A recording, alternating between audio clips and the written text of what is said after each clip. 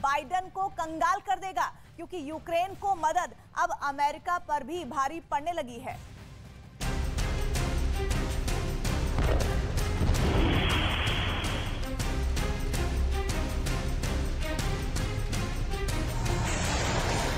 अट्ठावन दिनों की जंग में अब तक ना तो रूस रुकने को तैयार हुआ है और ना ही यूक्रेन झुकने को, और इसका खामियाजा भुगत रहे हैं यूक्रेन के वो शहर जिसे रूसी सेना एक एक कर खंडहर में तब्दील कर रही है।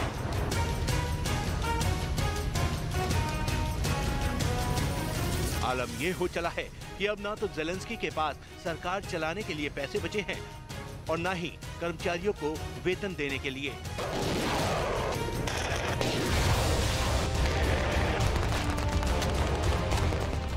युद्ध छेड़कर रूस ने यूक्रेन का जो नुकसान किया है उसका एक अनुमान विश्व बैंक ने लगाया है।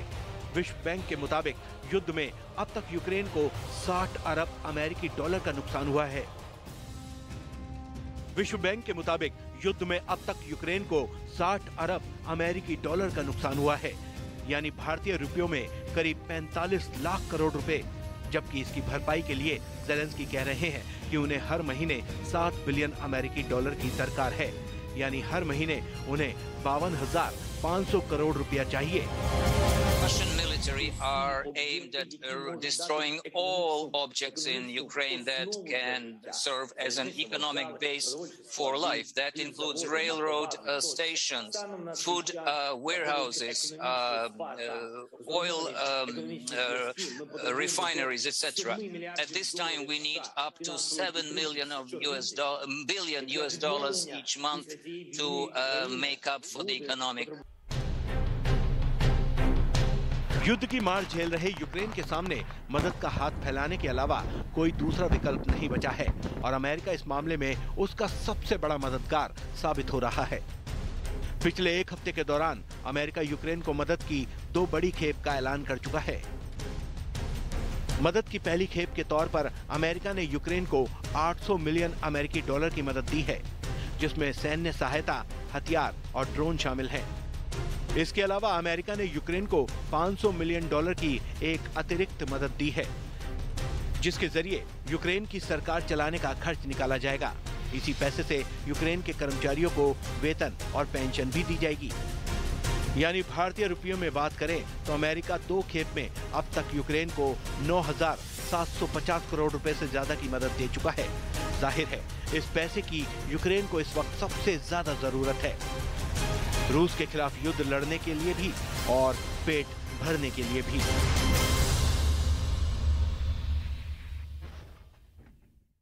और एक और टापू है जहां पुतिन को कब्जा करना है, लेकिन ये टापू पूरी तरह बर्फ से बना हुआ है। अगर रूस इस टापू पर हमला करता है, जिसके पूरे लगातार जानकारियां मिल रही है, तो फिर विश्व युद्ध होने से कोई रोक नहीं पाएगा। पुतिन ने इस टापू को जीतने के लिए क्या तैयारी की है, ये रिपोर्ट देखेंगे तो रशियन सेना की हैरान करने वाली सच्चाई से भी वाकिफ हो जाएंगे।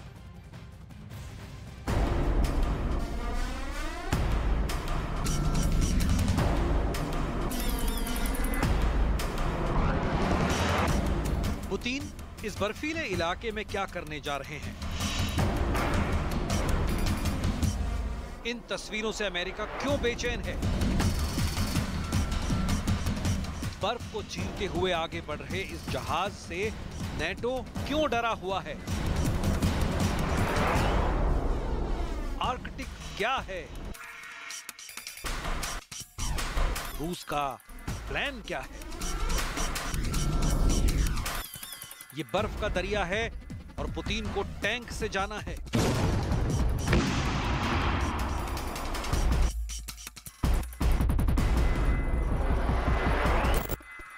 यूक्रेन के बाद आर्कटिक पर कब्जे के लिए पुतिन के पास स्पेशल जहाज भी है।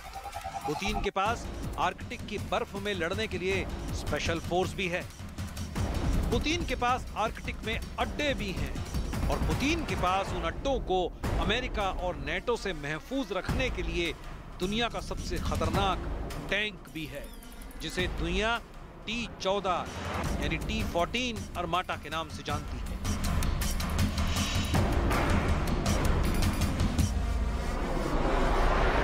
ये है पुतिन का सबसे तगड़ा टैंक T-14 अर्माटा, जो खास बर्फ और आर्कटिक जैसे इलाकों के लिए तैयार किया गया है।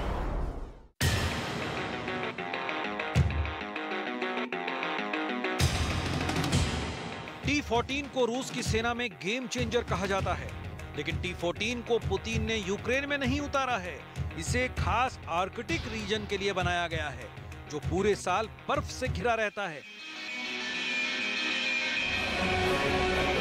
2015 में विक्ट्री परेड में दुनिया के सामने सबसे पहले आया टैंक इतना खास है कि इसकी खूबियां अब भी नेटो के लिए बहुत बड़ा सीक्रेट कही जा रही हैं। ये टैंक बहुत खास है। इसकी बनावट देखिए, इसका डिजाइन देखिए। बेल्ट के बीच 6 पहियों की बजाय इसमें 7 पहिए लगे हैं। 125 मिलीमीटर की इसकी तोप पूरी तरह ऑटोमेटिक तरीके से लोड की जाती है। गोले भी दागती है और मिसाइल भी। आर्कटिक इलाके में लड़ने के लिए तैयार ये टैंक दुनिया का सबसे आधुनिक और सुरक्षित टैंक माना जा रहा है।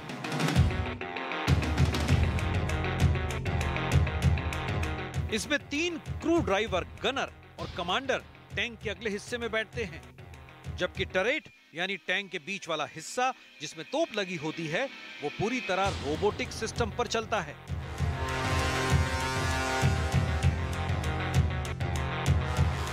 T-14 में लगा है एक्टिव प्रोटेक्शन सिस्टम, जो इसे एंटी टैंक मिसाइल से बचाता है।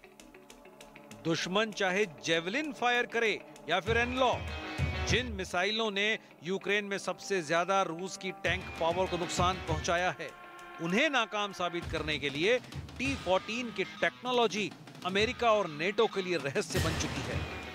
T-14 को आर्कटिक के लिए क्यों तैयार किया गया है? इसके लिए देखिए कि आखिर आर्कटिक को लेकर रूस और बाकी दुनिया का मोह क्या है।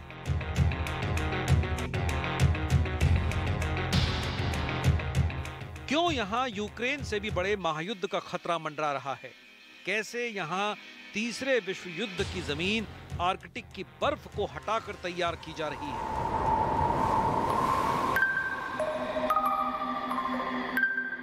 आर्कटिक उत्तरी ध्रुव का वो इलाका है जहां रूस तेजी से अपनी मिलिट्री की मौजूदगी बढ़ा रहा है, क्योंकि वहां बर्फ अब तेजी से पिघल रही है। ये रूस के लिए भी फिक्र की बात है, क्योंकि आर्कटिक में बर्फ की मौजूदगी रूस के दुश्मनों के लिए अब तक एक प्राकृतिक बैरियर रही है। लेकिन अब ये बर्फ पिघल रही है और रूस इसे अपनी समुद्री सरहद के लिए खतरा मान रहा है।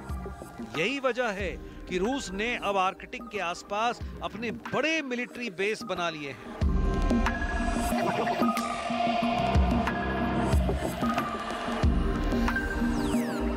ये रूस का स्लावा क्लास का मिसाइल क्रूजर मार्शल उद्निसोव है, ठीक उसी क्लास का शिप जो मॉस्कोवा था, लेकिन यूक्रेन ने उसे डुबो दिया। अब मार्शल उद्निसोव आर्कटिक के आसपास रूसी ठिकानों की हिफाजत करता है और ये यहाँ रूसी नौसेना की बहुत बड़ी ताकत माना जाता है।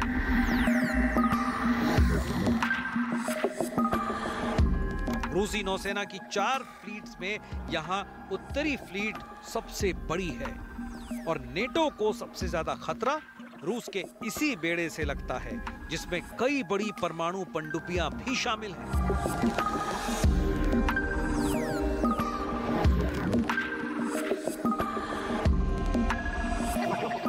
आर्कटिक महासागर के किनारे 6 देश हैं। इनमें रूस, कनाडा, अमेरिका, डेनमार्क, नॉर्वे और आइसलैंड शामिल हैं। ऐसे में अब तक वीरान पड़ा ये इलाका बहुत तेजी से दुनिया का ध्यान खींच रहा है, क्योंकि ग्लोबल वार्मिंग की वजह से यहाँ की बर्फ तेजी से पिघल रही है। ऐसे में दसियों खरब डॉलर के गैस और तेल तक पहुंच बनाने के लिए दुनिया के सभी देश तेजी से इस इलाके में घुसपैठ कर रहे हैं। हालांकि इसमें सबसे तेज रफ्तार रूस की है। यूक्रेन में युद्ध से बहुत पहले पुतिन ने आर्कटिक को लेकर कई खामोश दावे किए हैं।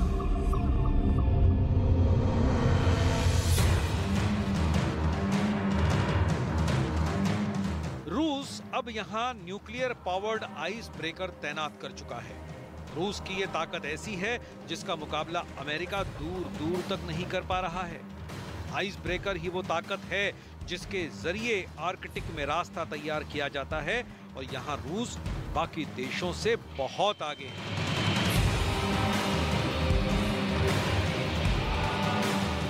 रूस के पास 6 न्यूक्लियर आइस ब्रेकर हैं, जबकि अमेरिका के पास सिर्फ 2, और इनके बिना आर्कटिक पर कब्जा करना किसी भी फौज के लिए नामुमकिन है।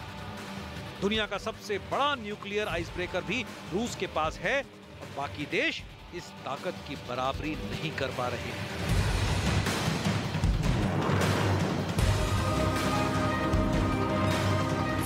इनका होना इसलिए जरूरी है क्योंकि दुनिया के नए प्राकृतिक तेल और गैस के भंडारों में से 22% आर्कटिक क्षेत्र में है और इस पर रूस समेत कई देशों की नजर है। जब बर्फ पिघलेगी तो इससे भी बड़े पैमाने पर तेल और गैस को खोजने की लड़ाई शुरू होगी और तब जिसकी जहां तक पहुंच होगी वो वहां पर अपना हक जताएगा। पुतिन के ऑर्डर पर रूस ने अपनी उत्तरी इलाके में 50 से ज्यादा ऐसी मिलिट्री पोस्ट को खोल दिया है जो सोवियत काल में तैयार की गई थी और यहां 10 रडार स्टेशन अपग्रेड कर दिए गए हैं।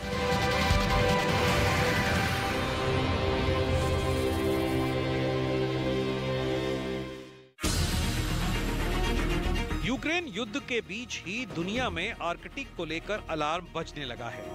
दुनिया की मीडिया में चर्चा हो रही है कि आर्कटिक को लेकर पुतिन के इरादे ठीक नहीं हैं और यूक्रेन के बाद आर्कटिक का इलाका युद्ध का मैदान बन सकता है। यूक्रेन पर हमले के बाद से ही रूस ने आर्कटिक सर्कल के आसपास अपनी फौजों को तैनात कर दिया था। इसने अमेरिका और कनाडा के साथ साथ नॉर्वे को भी बहुत ज्यादा परेशान कर दिया है। नॉर्वे आर्कटिक के किनारे और रूस के करीब नाटो का एक प्रमुख सहयोगी देश है और उसे लग रहा है कि आर्कटिक के साथ पुतिन का टारगेट नॉर्वे भी हो सकता है।